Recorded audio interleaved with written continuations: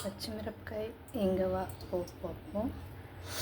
పప్పు, కరివేపాకు, పచ్చిమిరపకాయలు, కొంచెం నూనె,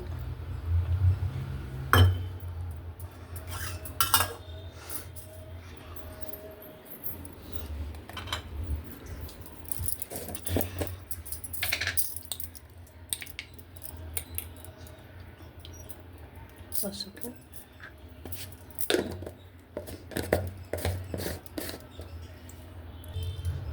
ఇంగువ,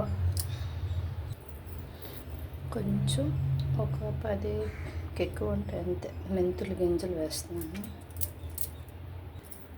ఇది బెల్లం పాకం, సాల్ట్ తప్పించి మిగతావన్నీ వేసి కుక్కర్ పెట్టేసి పప్పు రెడీ అయిన తర్వాత పోపు వేస్తాను. ఇది ఇంగువ, పచ్చిమిరపకాయలు, మెంతిపప్పు. Okay, thank you.